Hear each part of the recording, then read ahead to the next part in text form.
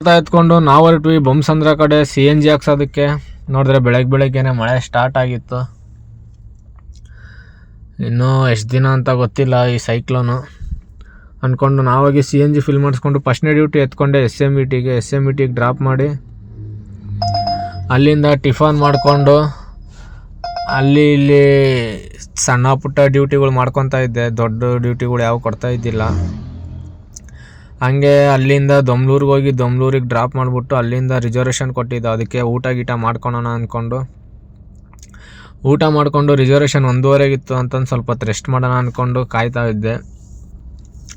Diesel ಗಾಡಿಗಳಿಗೆ ಆಗಲ್ಲ ಗೊತ್ತು, ಯಾಕಂದರೆ ಅವ್ರು ₹1000 ಡೀಸೆಲ್ ಹಾಕ್ಸಿದ್ರು 2000 ಮಾಡೋದು 2500 ಮಾಡೋದು ಅವ್ರಿಗೇನು ಉಳಿಯಲ್ಲ.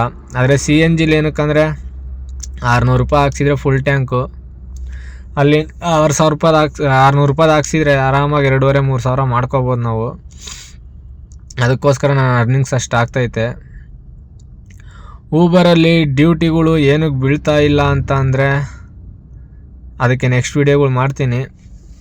ಏರ್ಪೋರ್ಟಿಗೆ ಅವ್ರನ್ನ ಡ್ರಾಪ್ ಮಾಡಿಬಿಟ್ಟು ಯಾವುದು ಡ್ಯೂಟಿ ಕೊಡಲಿಲ್ಲ ಅಂತ ಹೊರಗಡೆ ಹೋಗಿ ಮತ್ತೆ ಅಲ್ಲಿಂದ ಬಂದು ಸಣ್ಣ ₹200 ಡ್ಯೂಟಿ ಎತ್ಕೊಂಡು ಮತ್ತೆ ಏರ್ಪೋರ್ಟಿಗೆ ಬಂದು ಡ್ರಾಪ್ ಮಾಡಿದೆ. ಬ್ಯಾಕ್ ಡ್ಯೂಟಿ ಕೊಟ್ಟ. ನಾವು ಹೋದ್ವಿ ಟರ್ಮಿನಲ್ 1 ಕಡೆ.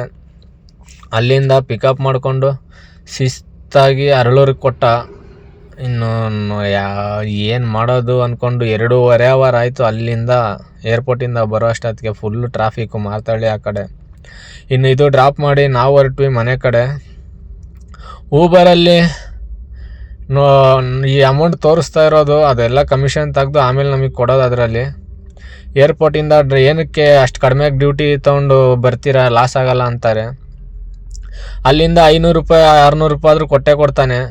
ನಮ್ದು ಒಂದು ಟ್ಯಾಂಕ್ CNG ಕಾಸು ಅಲ್ಲೇ ಬಂದುಬಿಡುತ್ತೆ ಅಂತಂದು ಮಾತ್ರ, ಇಲ್ಲಾಂದರೆ ಸುಮ್ಮನೆ ಖಾಲಿ ಬರಬೇಕಾಗುತ್ತೆ ಹೊರಗಡೆ ಅಂತ ಮಾಡ್ತೀನಿ.